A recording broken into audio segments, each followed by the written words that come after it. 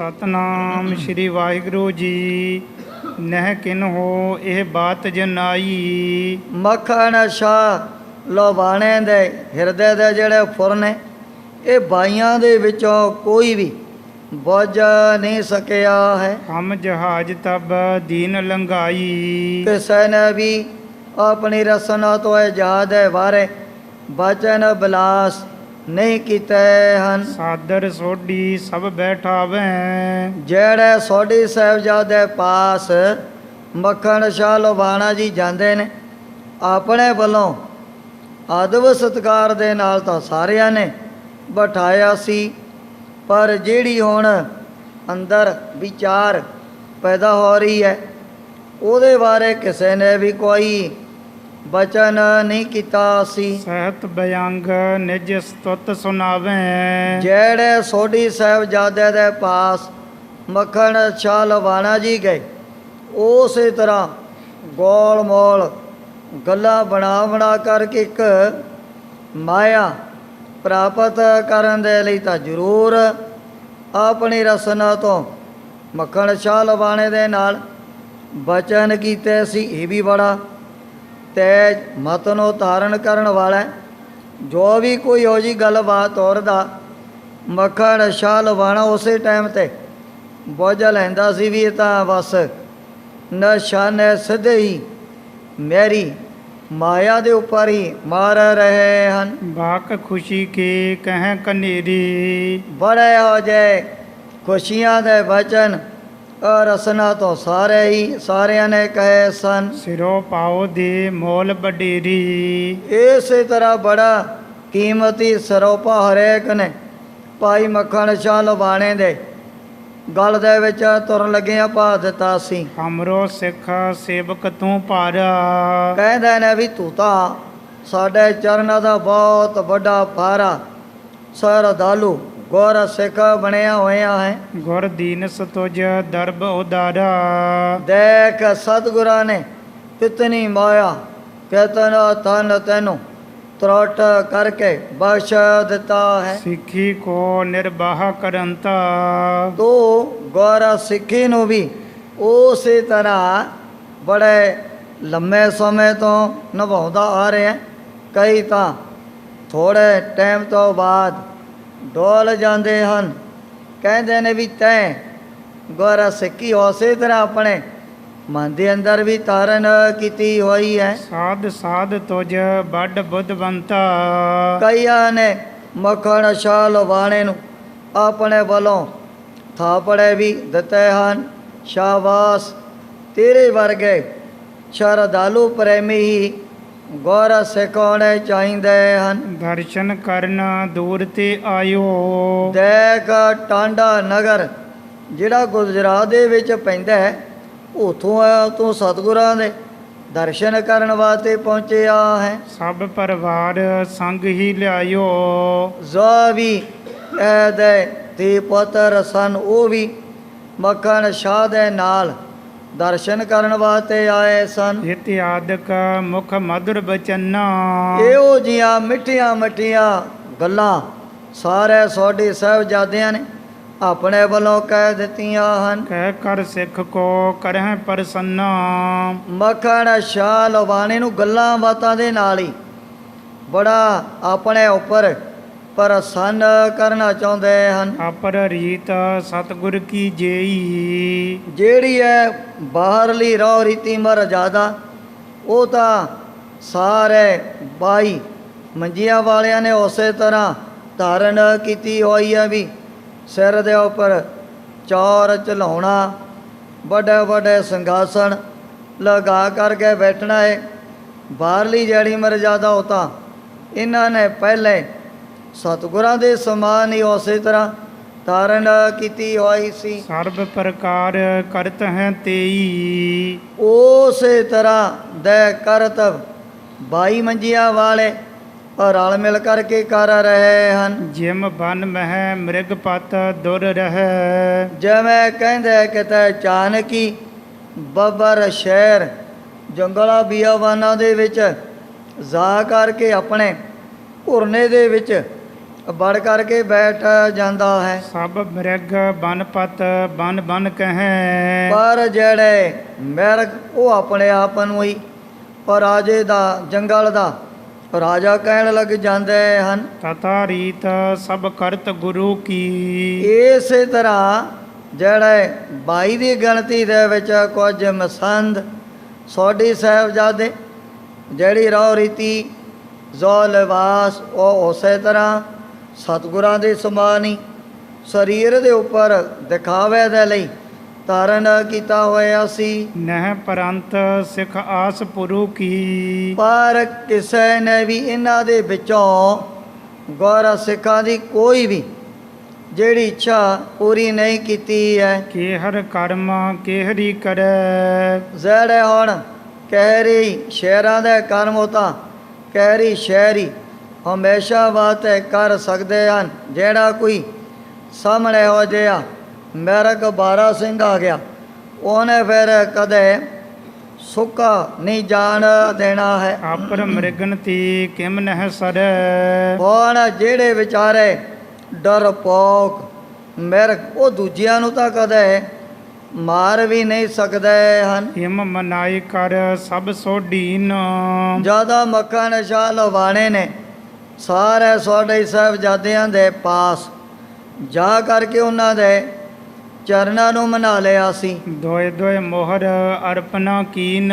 ਦੋ ਦੋ ਮੋਹਰਾਂ ਸਾਰਿਆਂ ਦੇ ਅੱਗੇ ਜਾ ਕਰਕੇ ਆਪਣੇ ਵੱਲੋਂ ਇਹ ਨਮਸਕਾਰ ਕਰ ਦਿੱਤੀ ਹੈ। ਅੰਤਰ ਜਾਮਤਾ ਕਿਸਹੂ ਨਾਹੀ। ਪਰ ਜਿਹੜੀ ਅੰਤਰ ਜਾਮਤਾ ਸਰਬੱਗਤਾ ਜਿਹੜੇ ਜਿਹੜੇ ਬਾਈ ਮੰਜੀਆਂ ਲਗਾਈ ਬੈਠੇ ਸਨ ਕਿਸੇ ਨੇ ਵੀ ਮੱਖਣ ਸ਼ਾਹ ਲਵਾਣੇ ਦੇ ਪਾਸ ਪ੍ਰਗਟ ਨਹੀਂ ਕੀਤੀ ਹੈ। ਮੱਖਣ ਨਿਸ਼ਚੈ ਕੀਏ ਮਨ ਮਾਹੀ। ਇਹੋ ਜੀ ਹਾਲਤ ਦੇ ਕੇ ਮੱਖਣ ਸ਼ਾਹ ਲਵਾਣੇ ਦੇ ਮਨ ਦੇ ਵਿੱਚ ਵੀ ਹੈ ਯਕੀਨ ਭਰੋਸਾ ਪੈਦਾ ਹੋ ਗਿਆ ਸੀ। ਤਬ ਚਲ ਗਇਓ ਆਪਣੇ ਡੇਰੇ। ਵਿਚਾਰਾ ਸਾਰਿਆਂ ਦੇ ਪਾਸ ਕਮਾ ਕਰਕੇ ਆਪਣੇ ਡੇਰੇ ਦੇ ਵਿੱਚ ਵਾਪਸ ਚਲਿਆ ਗਿਆ ਸੀ। ਦੀਨ ਮਨਾ ਹੋਈ ਰਹਿਓ ਬਡੇਰੀ। ਚਿੱਤ ਦੇ ਅੰਦਰ ਬੜੀ ਪੀੜਾ ਤੇ ਬਹੁਤ ਜ਼ਿਆਦਾ ਜੇ ਇਹਦਾ ਮਨ ਉਦਾਸ ਹੋ ਚੁੱਕਿਆ ਸੀ। ਅਬ ਕਰਤਬ ਕਿਮ ਹੈ ਮੁਝ ਨੀਕਾ। ਵਾਪਸ ਆ ਕਰਕੇ ਸੋਚਣ ਲੱਗਿਆ ਵੀ ਹੁਣ ਮੈਨੂੰ ਇਹੋ ਜਿਹਾ ਚੰਗਾ ਕਿਹੜਾ ਕਰਤਵ ਕਰਨਾ ਚਾਹੀਦਾ ਹੈ। ਕਹਾਂ ਕਰਬ ਮੈਂ ਗੁਰੂ ਨਾ ਠੀਕਾ। ਅਜੇ ਤੱਕ ਮੇਰੀ ਜਿਹੜੀ ਸ਼ਰਧਾ ਬਾਈਆਂ ਦੇ ਵਿੱਚੋਂ ਕਿਸੇ ਦੇ ਉੱਪਰ ਵੀ ਨਹੀਂ ਪੈਦਾ ਹੋਈ ਹੈ। ਮੰਦ ਭਾਗ ਮੈਂ ਆਪਨ ਨਿਹਾਰਾ। ਮੱਖਣ ਸ਼ਾਹ ਲਵਾਣੇ ਨੇ ਆਪਣੇ ਆਪ ਦੇ ਬਹੁਤ ਮੰਦੇ ਭਾਗ ਮਨ ਦੇ ਅੰਦਰ ਜਾਣ ਲਏ ਹਨ। ਗਮਨ ਪੰਥ ਵੱਡ ਨਿਪਲਿਓ ਸਾਰਾ।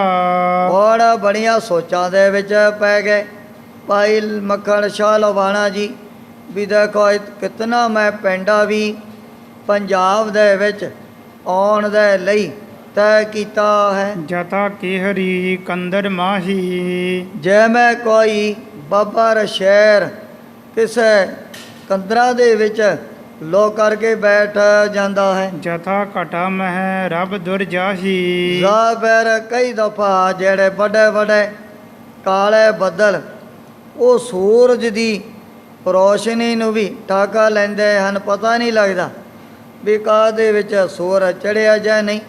ਜਦੋਂ ਵੱਡੇ ਵੱਡੇ ਬੱਦਲਾਂ ਦੇ ਕਦੇ ਸੂਰਜ ਵੀ ਹੋਲੇ ਹੋ ਜਾਂਦਾ ਹੈ।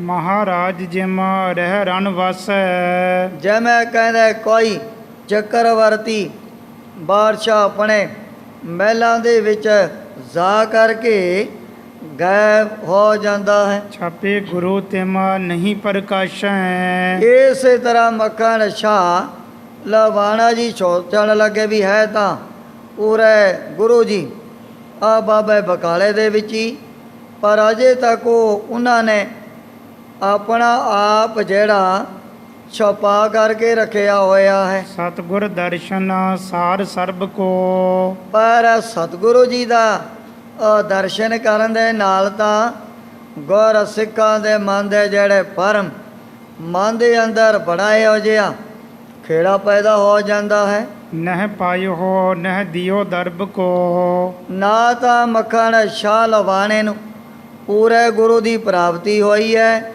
ਨਾ ਇਹਨੇ ਅਜੇ ਤੱਕ ਸਾਰੀ ਮਾਇਆ ਕਿਸੇ ਦੇ ਅੱਗੇ ਭੇਟਾ ਵੀ ਨਹੀਂ ਕੀਤੀ ਸੀ। ਇਸ ਪ੍ਰਕਾਰ ਚਿਤਵਤ ਦੋ ਚਿਤਾਈ। ਸੌ ਦਿਆਂ ਬੜੀ ਦੁਚਿਤਾਈ ਮੱਖਣ ਸ਼ਾਹ ਲਵਾਣੇ ਦੇ ਮਨ ਦੇ ਅੰਦਰ ਪੈਦਾ ਹੋਣ ਲੱਗ ਪਈ ਹੈ। ਦੁਤੀਆ ਸਰਬਰੀ ਸਰਬ ਬਿਤਾਈ। ਮੱਖਣ ਸ਼ਾਹ ਲਵਾਣੇ ਨੇ ਬਾਬੇ ਬਕਾਲੇ ਦੇ ਵਿੱਚ ਆ ਕੇ ਜਿਹੜੀ ਦੂਜੀ ਰਾਤ ਉਹ ਵੀ ਬਤੀਤ ਕਰ ਦਿੱਤੀ ਸੀ। ਦੋਹਰਾ ਸਕਲ ਗ੍ਰਾਮ ਮਹਿ ਬਿਦਤ ਭੀ ਮੱਖਣ ਸਿੱਖ ਇੱਕ ਆਈ। ਮੱਖਣ ਸ਼ਾਹ ਲਵਾਣੇ ਦੇ ਆਉਣ ਦੀ ਜਿਹੜੀ ਵਾਰਤਾ ਇਹ ਤਾਂ ਬਾਬੇ ਬਕਾਲੇ 'ਚ ਚਾਰੇ ਪਾਸੇ ਪ੍ਰਗਟ ਹੋ ਗਈ ਹੈ। ਦਈ ਉਪਾਇਨ ਸਭਨ ਕੋ ਜੋ ਸੋਢੀ ਗੁਰ ਥਾਈ। ਥਾਂ ਤੇ ਸੰਗਤਾਂ ਨੂੰ ਵੀ ਪਤਾ ਲੱਗਿਆ ਵੀ ਜਿਤਨੇ ਵੀ ਆ ਸੋਢੀ ਸਾਹਿਬਜ਼ਾਦੇ ਬਾਈ ਵੱਡੀਆਂ ਵੱਡੀਆਂ ਮੰਜੀਆਂ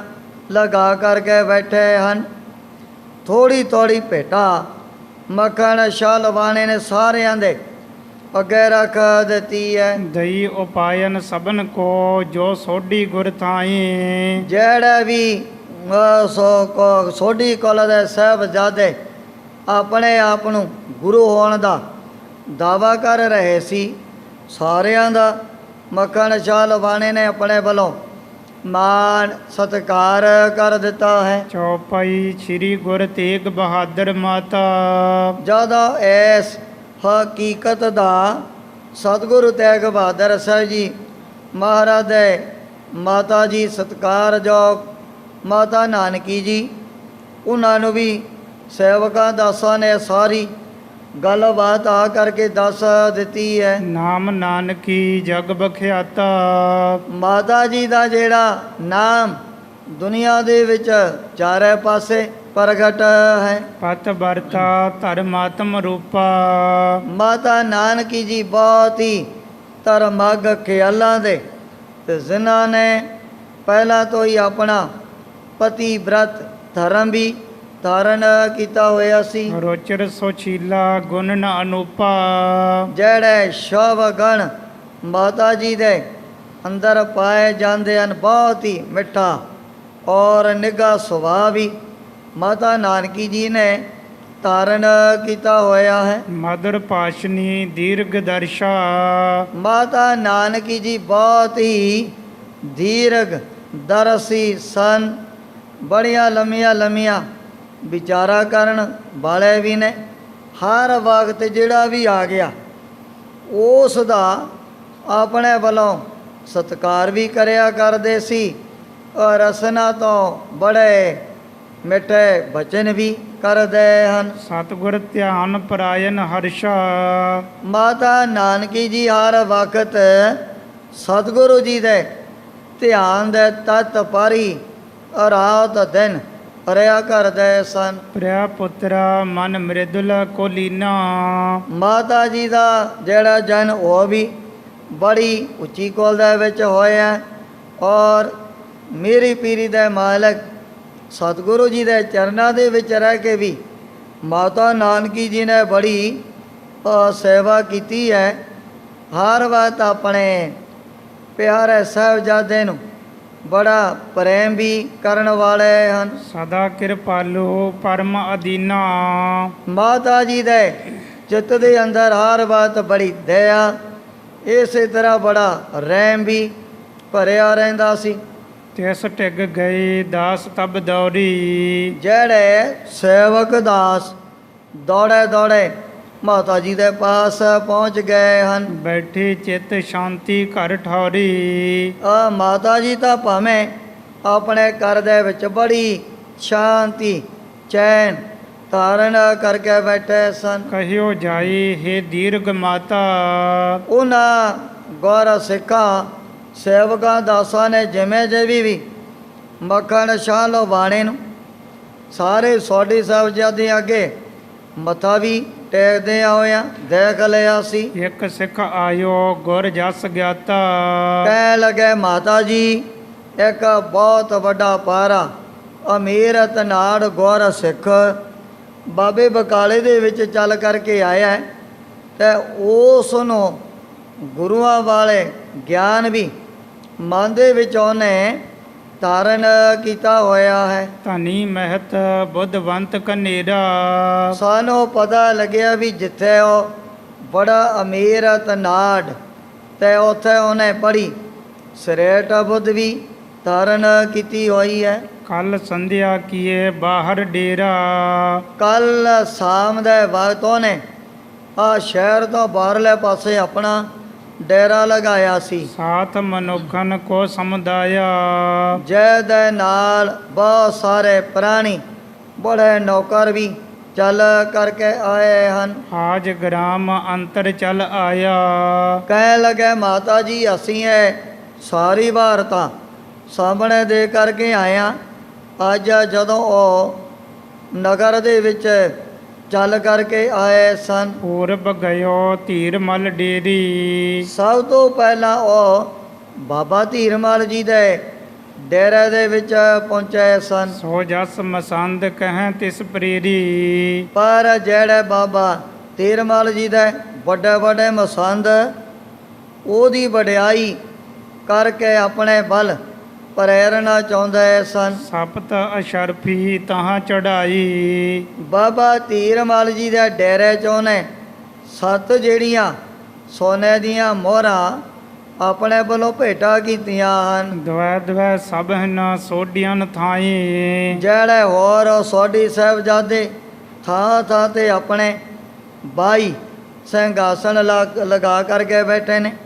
ਉਹਨਾਂ ਦੇ ਅੱਗੇ ਦੋ ਮੋਹਰਾਂ ਮੱਖਣ ਸ਼ਾਹ ਲੋਬਾਣੇ ਨੇ ਰੱਖੀਆਂ ਹਨ। ਬੂਝੇ ਸੰਗ ਮਸੰਦ ਜੇ ਹੋਤੀ। ਜਿਹੜੇ ਮੱਖਣ ਸ਼ਾਹ ਲੋਬਾਣੇ ਦੇ ਨਾਲ ਨਾਲ ਵੱਡੇ ਵੱਡੇ ਮਸੰਦ ਤੁਰੇ ਜਾ ਰਹੇ ਸੀ, ਉਹਨਾਂ ਦੇ ਪਾਸੋਂ ਵਾਪਸ ਜਾਂਦਿਆਂ ਹੋਇਆਂ ਮੱਖਣ ਸ਼ਾਹ ਲੋਬਾਣੇ ਨੇ ਗੱਲ ਵੀ ਪੁੱਛਣੀ ਕੀਤੀ ਹੈ। ਪਹੁੰਚੀ ਭੇਟ ਸਭਨ ਢਿਗ ਮੋਤੀ। ਉਹਨਾਂ ਦੇ ਨਾਲ ਗੱਲਬਾਤ ਕੀਤੀ ਵੀ ਕੋਈ ਹੋਰ ਸੋਢੀ ਸਾਹਿਬਜ਼ਾਦਾ ਬਾਕੀ ਤਾਂ ਨਹੀਂ ਰਿਹਾ ਜਿਹਦੇ ਪਾਸ ਮੇਰੀ ਭੇਟਾ ਨਹੀਂ ਪਹੁੰਚੀ ਹੈ। ਨਹੀਂ ਜਨਾਇਓ ਥਾਨ ਤੁਮਾਰੋ। ਪਰ ਮਾਤਾ ਜੀ ਆਪ ਦੇ ਸਾਹਿਬਜ਼ਾਦੇ ਦੇ ਬਾਰੇ ਉਹਨਾਂ ਮਸੰਦਾਂ ਨੇ ਕੋਈ ਵੀ ਜ਼ਿਕਰ ਨਹੀਂ ਕੀਤਾ ਸੀ। ਪੁੱਛਿਆ ਕਈ ਵਾਰ ਜ਼ਰੂਰ ਹੈ।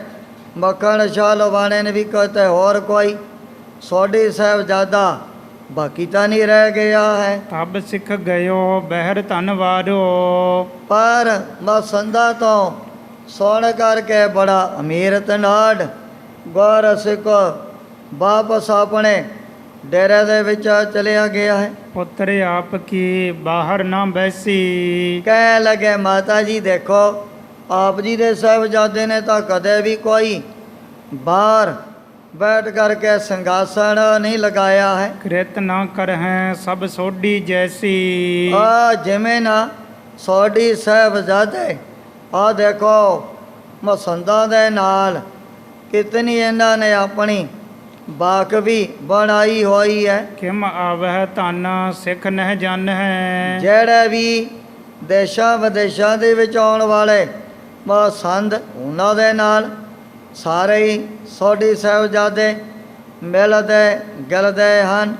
ਉਹਨਾਂ ਦੇ ਨਾਲ ਗੱਲਬਾਤ ਵੀ ਹੁੰਦੀ ਰਹਿੰਦੀ ਹੈ। ਮਿਲ ਹੈ ਜੇ ਬੋਲ ਹੈ ਤਿਨਹੂ ਮਨ ਹੈ। ਜਿਹੜੇ ਸੋਢੀ ਸਾਹਿਬਜ਼ਾਦੇ ਮਸੰਦਾਂ ਨੂੰ ਮਿਲਦੇ ਨੇ ਜਾਂ ਜਿਨ੍ਹਾਂ ਦੀ ਜਾਣ ਪਹਿਚਾਣ ਹੈ, ਸੰਗਤ ਵੀ ਫਿਰ ਉਹਨਾਂ ਦੇ ਪਾਸ ਹੀ ਮੱਥਾ ਟੇਕਣ ਵਾਸਤੇ ਜਾ ਰਹੀ ਹੈ। ਕਿਮ ਸੁਨ ਮਾਤ ਗਈ ਸੁਤ ਪਾਸ। ਇਹ ਸਾਰੀ ਵਾਰਤਾ ਸੁਣ ਕਰਕੇ ਮਾਤਾ ਨਾਨਕੀ ਜੀ ਸਤਿਗੁਰੂ ਤੇਗ ਬਹਾਦਰ ਸਾਹਿਬ ਜੀ ਮਹਾਰਾਜ ਦੇ ਪਾਸ ਅੰਦਰ ਚਲੇ ਗਏ ਹਨ। ਔਡੇ ਹੁਤੇ ਉਠੇ ਸੁਖ ਰਾਸ।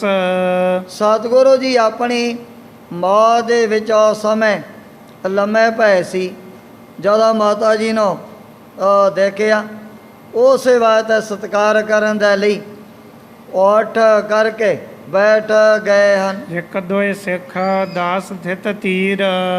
ਸਤਿਗੁਰੂ ਜੀ ਦੇ ਪਾਸ ਇੱਕ ਦੋ ਸੇਵਾਦਾਰ ਵੀ ਬੈਠੇ ਸਨ। ਵੇਖਿਓ ਪੁੱਤਰ ਕੋ ਹਿਰਦਾ ਗੰਭੀਰ, ਪਰ ਮਾਤਾ ਨਾਨਕੀ ਜੀ ਨੇ ਆਪਣੇ ਲਾਲ ਦਾ ਜਿਹੜਾ ਹਿਰਦਾ ਬੜਾ ਗੰਭੀਰ ਸਾਗਰ ਦੇ ਸਮਾਨ ਦੇਖ ਲਿਆ ਸੀ। ਤਉ ਸ਼ਰੀਕ ਕ੍ਰਿਤ ਕੋ ਦੇਖ, ਪਰ ਫਿਰ ਵੀ ਮਾਤਾ ਜੀ ਰੋਜ਼ਾਨਾ ਹੀ ਇਹਨਾਂ ਸੋਢੀ ਸਾਹਿਬਜ਼ਾਦਿਆਂ ਦੇ ਦੰਭ ਪਾਖੰਡ ਨੂੰ ਵੀ ਸਾਹਮਣੇ ਦੇਖ ਰਹੇ ਹਨ। ਕਹਿਓ ਪੁੱਤਰ ਹੈ ਬੁੱਧ ਵਿਸ਼ੇਖ, ਕਹਿ ਲੱਗੀ ਹੈ ਪੁੱਤਰ ਜੀ, ਭਾਵੇਂ ਬੜੀ ਤੁਸੀਂ ਸਰੇਟ ਬੁੱਧ ਵੀ ਧਾਰਨ ਕੀਤੀ ਹੋਈ ਹੈ, ਬੈਠੋ ਬਹਿਰ ਦਿਖਾਵੋ ਆਪ, ਤੁਹਾਨੂੰ ਆਪਣਾ ਆਪ ਸੰਗਤਾਂ ਦੇ ਵਿੱਚ ਦਿਖਾਉਣ ਦੇ ਲਈ ਬਾਹਰ ਸਿੰਘਾਸਣ ਲਗਾ ਕਰਕੇ ਜ਼ਰੂਰ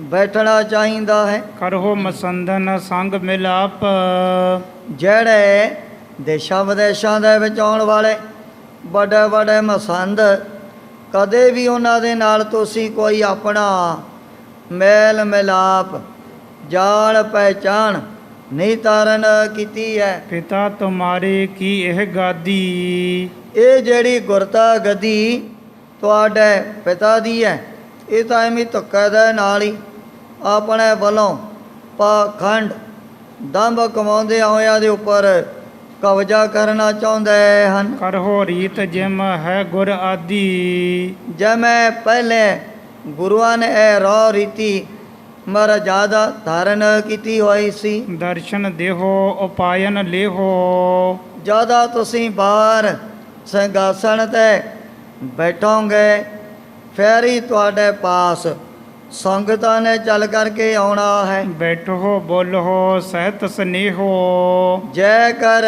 ਪ੍ਰੇਮੀ ਗੁਰ ਸਿੱਖਾਂ ਦੇ ਨਾਲ ਕੋਈ ਬਚਨ ਬਿਲਾਸ ਕਰੋਗੇ ਤਾਂ ਫਿਰ ਉਹਨਾਂ ਨੂੰ ਤੁਹਾਡੇ ਬਾਰੇ ਪਤਾ ਲੱਗਣਾ ਹੈ। ਦੂਰ ਦੇਸ਼ ਤੇ ਸਿੱਖ ਚੱਲ ਆਇਓ, ਮਾਤਾ ਨਾਨਕੀ ਜੀ ਕਹਿ ਲੱਗੇ ਵੀ ਦੇਖ ਮੈਨੂੰ ਪਤਾ ਲੱਗਿਆ ਬੜੀ ਦੂਰੋਂ ਇੱਕ ਅਮੀਰ ਤਨਾੜ ਗੁਰ ਸਿੱਖ ਚੱਲ ਕਰਕੇ ਆਇਆ ਹੈ। ਸਭ ਗੁਰ ਬੰਸ ਹੈ ਦਰਬ ਚੜਾਇਓ, ਜੋ ਵੀ ਗੁਰੂ ਕੀ ਬਾਂਹ ਦੇ ਵਿੱਚੋਂ ਆ ਸਾਹਿਬਜ਼ਾਦੇ ਆਪੋ ਆਪਣੀਆਂ ਨਾ ਗੱਦੀਆਂ ਆ ਲਗਾ ਕਰਕੇ ਬੈਠੇ ਨੇ, ਉਹਨਾਂ ਸਾਰਿਆਂ ਦੇ ਅੱਗੇ ਉਹਨੇ ਜਾ ਕਰਕੇ ਸੋਨੇ ਦੀਆਂ ਮੋਹਰਾਂ ਮੱਥਾ ਟੇਕੀਆਂ ਹਨ। ਪੰਪੀ ਬਹਿਰ ਹੋਤ ਟਿਗ ਆਵਤ, ਮਾਤਾ ਨਾਨਕੀ ਜੀ ਕਹਿ ਲਗੇ ਪੁੱਤਰ ਜੀ, ਜੈ ਕਹਤੇ ਤੁਸੀਂ ਵੀ ਆਪਣੀ ਗੱਦੀ ਲਗਾ ਕਰਕੇ ਬਾਹਰ ਬੈਠੇ ਹੁੰਦੇ,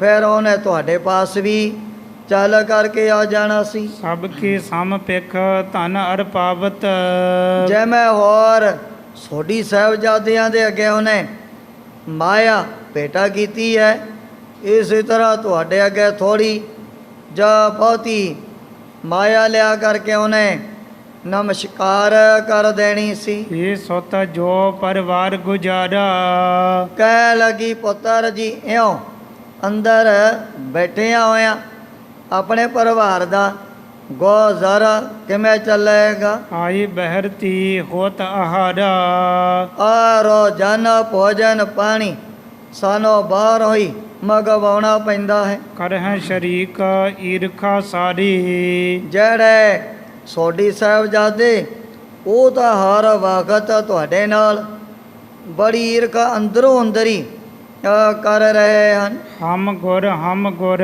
ਕਰਤ ਉਚਾਰੀ, ਆ ਦੇਖੋ ਚਾਰੇ ਪਾਸੇ ਸੰਗਤਾਂ 'ਚ ਕਿਵੇਂ ਇਹਨਾਂ ਨੇ ਰੌਲਾ ਪਾਇਆ ਵੀ ਮੈਂ ਗੁਰੂ ਹਾਂ, ਦੂਜਾ ਕਹਿੰਦਾ ਮੈਂ ਗੁਰੂ ਬਣਿਆ ਹੋਇਆ।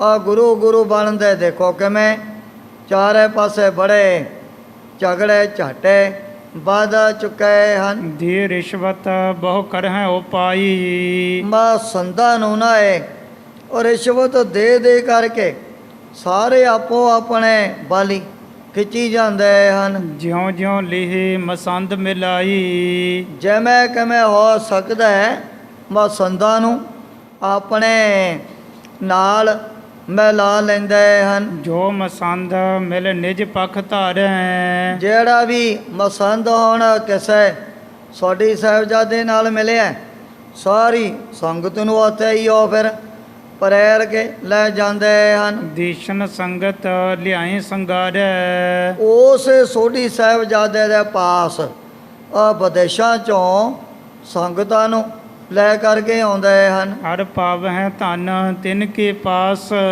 ਉਹਨਾਂ ਹੀ ਸਾਹਿਬਜ਼ਾਦਿਆਂ ਦੇ ਅੱਗੇ ਮਾਇਆ ਹੈ ਪਦਾਰਥ, ਉਹਨਾਂ ਭੋਲੇ ਭਾਲੇ ਗੁਰ ਸਿੱਖਾਂ ਦੇ ਪਾਸੋਂ ਮੱਥਾ ਟਿਕਵਾ ਦਿੰਦੇ ਹਨ। ਬਹੁ ਵਡਿਆਈ ਕਰਹਿ ਅਰਦਾਸ।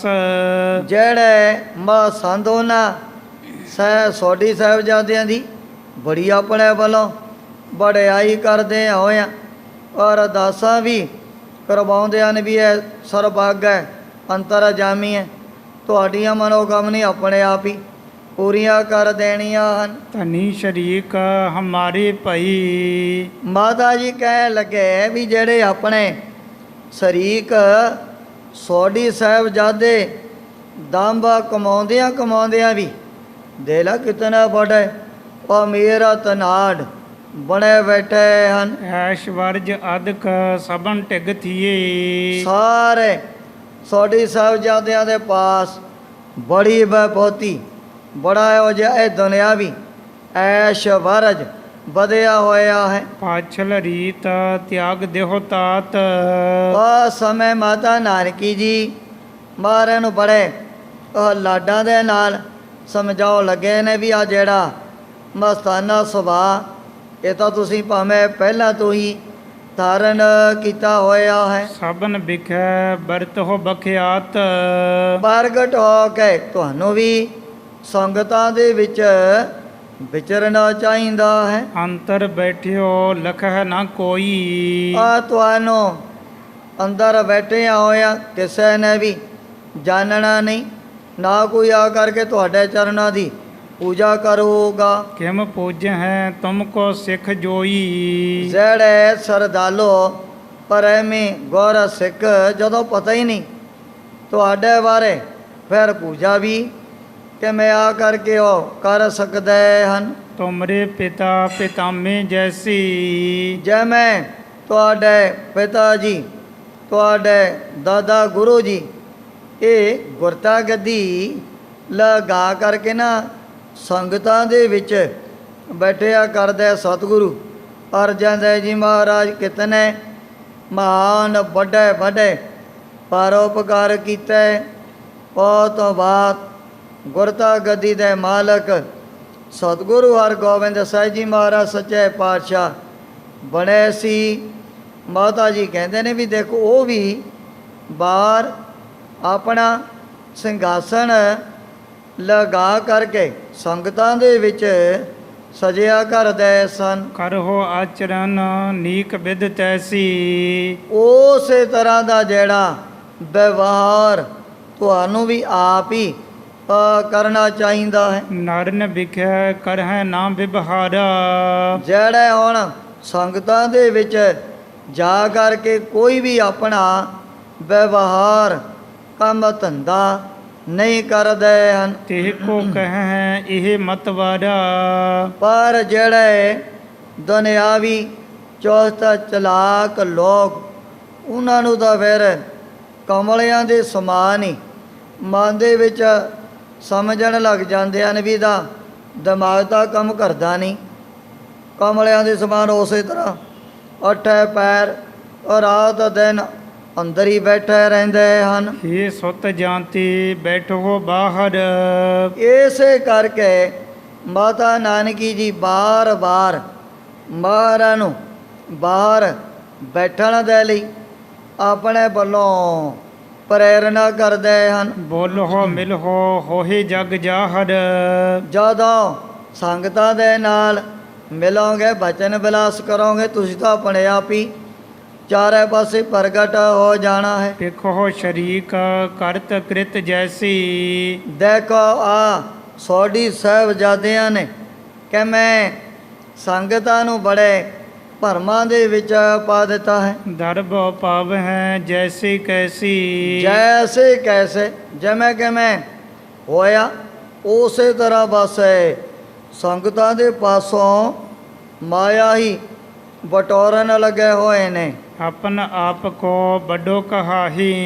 ਸਾਰੇ ਸੋਢੀ ਸਾਹਿਬਜ਼ਾਦੇ ਦੇਖੋ ਆਪਣੇ ਆਪ ਨੂੰ ਸਾਰਿਆਂ ਨਾਲੋਂ ਵੱਡੇ ਮਹਾਨ ਸੰਗਤਾਂ ਦੇ ਵਿੱਚ ਕਹਾਉਣ ਲੱਗ ਪਏ ਹਨ। ਹਮ ਹੈ ਗੁਰੂ ਕਹਿ ਸਭ ਮਾਹੀ। ਸਾਰਿਆਂ ਦੇ ਵਿੱਚ ਹੀ ਕਹੀ ਜਾਂਦੇ ਨੇ ਵੀ ਮੈਂ ਗੁਰੂ ਹਾਂ, ਦੂਜਾ ਕਹਿੰਦਾ ਜੀ ਮੈਂ ਗੁਰੂ ਬਣਿਆ ਹੋਇਆ ਹਾਂ। ਪਿਤਾ ਪਿਤਾਮਾ ਮਹਿਤ ਤੁਮਾਰਾ। ਦੇਖੋ ਤੁਹਾਡੇ ਪਿਤਾ ਔਰ ਦਾਦਾ ਗੁਰੂ ਜੀ ਦਾ ਕਿਤਨਾ ਤੇਜ ਪ੍ਰਤਾਪ ਸੰਗਤਾਂ ਦੇ ਵਿੱਚ ਵਧਿਆ ਹੋਇਆ ਸੀ। ਤਿਨਹੋਂ ਥਾਨ ਨਿਜ ਲਖੋ ਉਦਾਰਾ।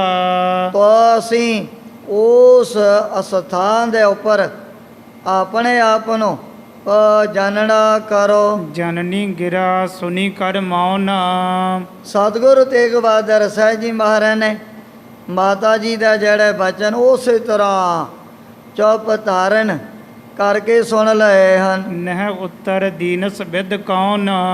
ਪਰ ਬੈਰਾਗ ਦੀ ਮੂਰਤ ਮਹਾਰਾਜ ਦੇ ਅੰਦਰ ਉਦਾਸੀ ਇਤਨੀ ਹਰ ਵਕਤ ਭਰੀ ਰਹਿੰਦੀ ਹੈ। ਕੋਈ ਵੀ ਆਪਣੇ ਵੱਲੋਂ ਮਾਤਾ ਨਾਨਕੀ ਜੀ ਨੂੰ ਉੱਤਰ ਨਹੀਂ ਦਿੱਤਾ ਸੀ। ਉਤੇ ਸਮੀਪ ਸਿੱਖ ਅਰਦਾਸ। ਜਿਹੜੇ ਦੋਕ ਸੇਵਕ ਦਾਸ ਮਹਾਰਾਜ ਦੇ ਨੇੜੇ ਹੋ ਕਰਕੇ ਬੈਠੇ ਸਨ, ਜੋਰੇ ਹਾਥ ਕਰੀ ਅਰਦਾਸ। ਉਹਨਾਂ ਨੇ ਵੀ ਨਾ ਆਪਣੇ ਵੱਲੋਂ ਦੋਵੇਂ ਹੱਥ ਜੋੜ ਕੇ ਸਤਿਗੁਰੂ ਤੇਗ ਬਹਾਦਰ ਸਾਹਿਬ ਜੀ ਮਹਾਰਾਜ ਦੇ ਅੱਗੇ ਬੇਨਤੀ ਕਰ ਦਿੱਤੀ ਹੈ। ਸ੍ਰੀ ਗੁਰ ਜੀ ਸਭ ਲਾਇਕ ਆਪ। ਐ ਸਤਿਗੁਰੂ ਸੱਚੇ ਪਾਤਸ਼ਾਹ ਤੁਸੀਂ ਤਾਂ ਆਪ ਹੀ ਗੁਰਤਾ ਗਦੀ ਦੇ ਮਾਲਕ ਬਣੇ ਹੋ। ਇਹ ਤਾਂ ਐਵੇਂ ਸਾਰੇ 22 ਜਿਹੜੇ ਗਿਣਤੀ 'ਚ ਸੋਢੀ ਸਾਹਿਬਜ਼ਾਦੇ ਗੁਰਤਾ ਗਦੀ ਦੇ ਉੱਪਰ ਝੂਠਾ ਹੀ ਦਾਵਾ ਕਰੀ ਜਾਂਦੇ ਹਨ। ਤੁਮਰੋ ਸਭ ਤੇ ਅਧਿਕ ਪ੍ਰਤਾਪ। ਤੁਹਾਡਾ ਤਾਂ ਤੇਜ ਪ੍ਰਤਾਪ ਬਾਈਆਂ ਦੇ ਨਾਲੋਂ ਜ਼ਿਆਦਾ ਹੀ ਸਾਹਮਣੇ ਨਜ਼ਰ ਆ ਰਿਹਾ ਹੈ। ਸਿੱਖਨ ਦੇਹੋ ਦਰਸ਼ ਨਿਸਤਾਰ ਹੋ। ਆਪ ਵੀ ਉਹਨਾਂ ਦੇ ਸਮਾਨ ਗੱਦੇ ਲਗਾ ਕਰਕੇ ਸੰਗਤਾਂ ਦਾ ਭਲਾ ਕਰੋ। ਜਿਹੜਾ ਵੀ ਆਪਦੇ ਦਰਸ਼ਨ ਕਰਨ ਵਾਸਤੇ ਆਏਗਾ ਉਹਦੇ ਮਨ ਦੀ ਭਾਵਨਾ ਵੀ ਪੂਰੀ ਹੋ ਜਾਣੀ ਹੈ। ਉਪਦੇਸ਼ਨ ਹਿਤ ਬਾਕ ਉਚਾਰ ਹੋ। ਪਰ ਐਮੀਆਂ ਨੂੰ ਉਪਦੇਸ਼ ਕਰਨ ਵਾਸਤੇ ਕੋਈ ਨਾ ਕੋਈ ਹੋ ਜੇ ਬਚਨ ਤਾਂ ਜ਼ਰੂਰੀ ਕਰਨੇ ਬਣਦੇ ਹਨ। ਸੇਵਾ ਦੇ ਨੇ, ਭਗਤੀ ਦੇ, ਬੈਰਾਗ ਦੇ। ਜਦੋਂ ਵੀ ਸੰਗਤਾਂ ਨੇ ਆਪ ਦੇ ਬਚਨ ਸੁਣਨੇ ਨੇ, ਉਸੇ ਬਾਤ ਉਹਨਾਂ ਦੇ ਮਨ ਦੇ ਉੱਪਰ ਬੜਾ ਅਸਰ ਹੋ ਜਾਣਾ ਹੈ। ਹਰੌਰਾ ਪਰਿਓ ਬੀਚ ਗੁਰ ਆਈ। ਗੁਰਤਾ ਗਦੀ ਦੇ ਵਿੱਚ ਤਾਂ ਮਹਾਰਾਜ ਬੜਾ ਚਾਰੇ ਪਾਸੇ ਰੌਲਾ ਪੈ ਚੁੱਕਿਆ ਹੈ। ਤੁਮ ਛਿਪ ਰਹੀ ਨਾ ਜਾਣੇ ਜਾਈ। ਤੁਸੀਂ ਉਸੇ ਤਰ੍ਹਾਂ ਗੁਪਤ ਹੋ ਕਰਕੇ ਬੈਠੇ ਹੋ। ਜਿਹੜਾ ਸੱਚਾ ਗੁਰੂ ਹੈ ਉਹਦੇ ਬਾਰੇ ਕਿਸੇ ਨੂੰ ਵੀ ਕੋਈ ਪਤਾ ਨਹੀਂ ਲੱਗ ਰਿਹਾ ਹੈ। ਕਰੋ ਕਾਮਨਾ ਸਿੱਖਨ ਪੂਰੀ। ਮਹਾਰਾਜ ਆਪ ਤੋਂ ਬਗੈਰ ਗੁਰ ਸਿੱਖਾਂ ਦੀ ਜਿਹੜੀ ਕਾਮਨਾ ਕੋਈ ਵੀ ਪੂਰੀ ਨਹੀਂ ਕਰ ਸਕੇਗਾ। ਆਬ ਹੈ ਦਰਬ ਅਰਪ ਹੈ ਪੂਰੀ। ਭਾਵੇਂ ਇਹਨਾਂ ਦੇ ਪਾਸ ਸੰਗਤਾਂ ਨੇ ਬੜਾ ਤਨ ਬੜੀ ਮਾਇਆ ਵੀ ਆਪਣੇ ਵੱਲੋਂ ਲਿਆ ਕਰਕੇ ਭੇਟਾ ਕਰ ਦਿੱਤੀ ਹੈ। ਜਬ ਹੈ ਵਿਦੇਸ਼ੀ ਸਿੱਖ ਸੋ ਆਵਾ। ਜਦੋਂ ਇਹ ਮੱਖਣ ਸ਼ਾਹ ਲਵਾਣਾ ਬੜੀ ਦੂਰੀ ਤੋਂ ਚੱਲ ਕਰਕੇ ਆਇਆ ਹੈ। ਭੇਟਾਂ ਸਭ ਸੋਢੀਨ ਚੜਾਵਾ। ਦੇਖੋ ਉਹਨੇ ਵੀ ਆਪਣੀ ਜਿਹੜੀ ਭੇਟਾ ਹਰੇਕ ਸੋਢੀ ਸਾਹਿਬਜ਼ਾਦੇ ਦੇ ਪਾਸ ਭੇਜਣੀ ਕੀਤੀ ਹੈ। ਤਬ ਮੈਂ ਚਾਹਿਓ ਜਾਉ ਤਿਸ ਪਾਸ।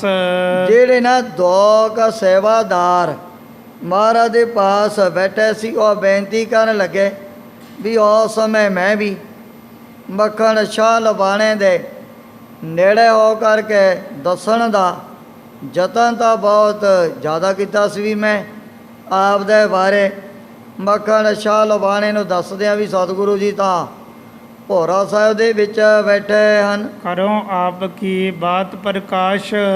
ਮੈਂ ਬੜਾ ਜ਼ੋਰ ਲਾਇਆ ਮੱਖਣ ਸ਼ਾਹ ਲੋਬਾਣੇ ਦੇ ਨੇੜੇ ਜਾਣ ਦੇ ਲਈ, ਪਰ ਆਲੇ ਦੁਆਲੇ ਪਸੰਦਾਂ ਦੀ ਸੰਗਤਾਂ ਦੀ ਭੀੜੀ ਬਹੁਤ ਜ਼ਿਆਦਾ ਜੜ ਚੁੱਕੀ ਸੀ। ਭੀਰ ਨਰਨ ਕੀ ਚਾਹੁ ਦਿਸ਼ ਮਾਹੀ। ਮੱਖਣ ਸ਼ਾਹ ਲੋਬਾਣੇ ਦੇ ਆਲੇ ਦੁਆਲੇ ਇਹਨਾਂ ਨੇ ਬੜਾ ਆਪਣਾ ਕੱਠ ਵੱਠ ਕੀਤਾ ਹੋਇਆ ਸੀ। ਬ੍ਰਿੰਦ ਮਸੰਦ ਆਨੰਦਤ ਤਾਹੀ। ਜਿਹੜੇ ਵੱਡੇ ਵੱਡੇ ਮਸੰਦ ਉਹ ਤਾਂ ਮੱਖਣ ਸ਼ਾਹ ਲੋਬਾਣੇ ਨੂੰ ਅੱਗੇ ਵੀ ਤੁਰਨ ਨਹੀਂ ਦਿੰਦੇ ਸਨ। ਸਾਰੇ ਆਪੋ ਆਪਣੇ ਸੋਢੀ ਸਾਹਿਬਜ਼ਾਦਿਆਂ ਦੇ ਵੱਲ ਖਿੱਚ ਰਹੇ ਸੀ। ਪਹੁੰਚਿਓ ਗਇਓ ਨਾ ਢਿੱਗ ਤਬ ਮੋਹੀ। ਇਹ ਸੇਵਕ ਦਾਸ ਕਹਿਣ ਲੱਗੇ, ਮਹਾਰਾਜ ਬਲ ਤਾਂ ਮੈਂ ਬਥੇਰਾ ਲਾਇਆ, ਪਰ ਮੈਂ ਮੱਖਣ ਸ਼ਾਹ ਲੋਬਾਣੇ ਦੇ ਨੇੜੇ ਨਹੀਂ ਹੋ ਸਕਿਆ ਸੀ। ਨਿਕਸਨ ਬਹਿਰ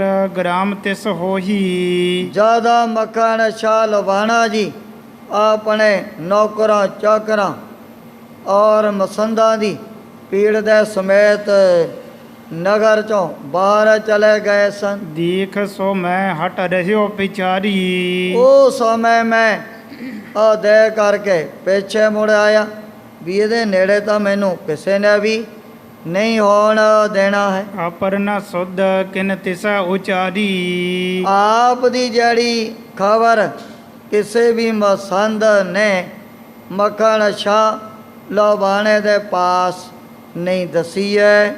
ਹੁਣ ਜਿਸ ਪ੍ਰਕਾਰ ਮੱਖਣ ਸ਼ਾਹ ਲੋਬਾਣੇ ਨੂੰ ਬੱਚਿਆਂ ਦੇ ਪਾਸੋਂ ਪਤਾ ਲੱਗਣਾ, ਉਸ ਪ੍ਰਸੰਗ ਦੀ ਵਿਚਾਰ ਅੱਗੇ ਕੀਤੀ ਜਾਏਗੀ। ਇਉਂ ਸਤਿਗੁਰੂ ਤੇਗ ਬਹਾਦਰ ਸਾਹਿਬ ਜੀ ਮਹਾਰਾਜ ਗੁਰਤਾ ਗੱਦੀ 'ਤੇ ਵਿਰਾਜਮਾਨ ਹੋ ਕਰਕੇ ਆਪਣੇ ਪਵਿੱਤਰ ਉਪਦੇਸ਼ ਅਤੇ ਦਰਸ਼ਨਾਂ ਦੁਆਰਾ ਬੜ ਭਾਗੇ ਗੁਰ ਸਿੱਖਾ ਤਾਈ ਨੇ ਹਾਲ ਕਰ ਰਹੇ ਨੇ। ਦੇਖ ਸੋ ਮੈਂ ਹਟ ਰਹਿਓ ਪਿਛਾਰੀ। ਆਪਰਨਾ ਸੁਧ ਕਿਨ ਤਿਸਾ ਉਚਾਰੀ। ਦੇਖ ਸੋ ਮੈਂ ਹਟ ਰਹਿਓ ਪਿਛਾਰੀ। ਆਪਰਨਾ ਸੁਧ ਕਿਨ ਤਿਸਾ ਉਚਾਰੀ। ਏ ਚੌਥੇ ਪਾਰ ਬ੍ਰਹਮ ਅਵਨਾਸੀ ਅਗਨਾ।